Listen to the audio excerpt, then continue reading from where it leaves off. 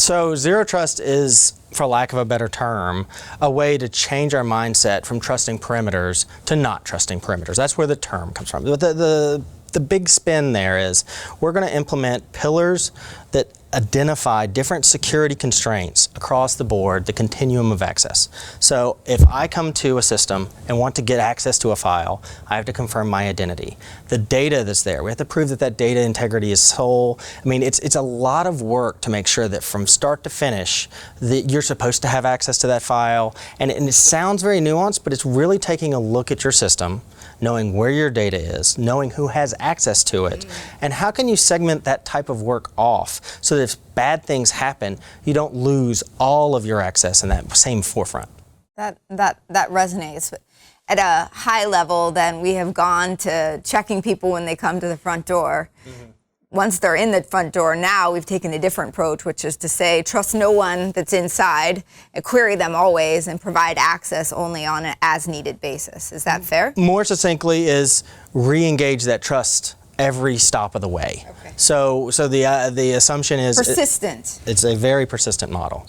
And if you were to break into a building, you got through the outer door and it had 2 deadbolts, now every door on the building should have 2 deadbolts. It's that same mentality. Hey, you know, it's interesting. So we all have a role to play in cybersecurity. That's something that you know, we talk about a lot here. And so I have been reading a lot and have also understood, because, you know, these incidents happen everywhere, that happen at GDIT too, that there is an increase in the number of phishing and other kinds of cyber attacks. You get them through text now, you get them on email. So how can we protect ourselves at work and at home against these kinds of intrusive and, you know, very significant potential events? Yeah, and that's the way that bad actors are getting into our systems. Yeah. It's phishing, spear phishing, which is just a nice way of saying a really good phishing email. Yes. The ones where they know your schedule, yes. You know, those kinds of challenges. Right. The big problem is that it's a combination of home and work. So we've become a society that has a lot of information on ourselves outside of our work environment, whether it's social media, whether it's, you know, our school has a public calendar. You know, it's things like that that allow our adversaries to micro-target and to create these really good emails that come your way and look really official, but you still have to look at those links and see where they're going. You still have to be very careful and really ask, is this real? That inquiry of, did you send this to me, is still our best defense in some cases. When it's so good, you've got to ask, and that's still a best practice. But that also means we want to try and do some OPSEC on the home front. And when we're OPSEC, operational security, we're trying to make sure that if you're a clearance holder, that doesn't need to be anywhere. LinkedIn has a lot of good opportunities for everyone to publish their capabilities and what they do. Don't put your clearance there. Right, I want to go there in a minute. Okay. But what I take away from this is, and one thing that I want to understate here, is that if you have a question in your mind about what it's real, don't click on it. We actually have a phishing button in email at GDIT that people can push, and that will send them, and you can have somebody else that is better equipped to see if this is real or not, and they'll tell you. And if it's real, then you'll be able to act appropriately. And so probably assume malintent, and then proceed accordingly. Yes. Yeah. Yes. Don't click. Correct. Okay.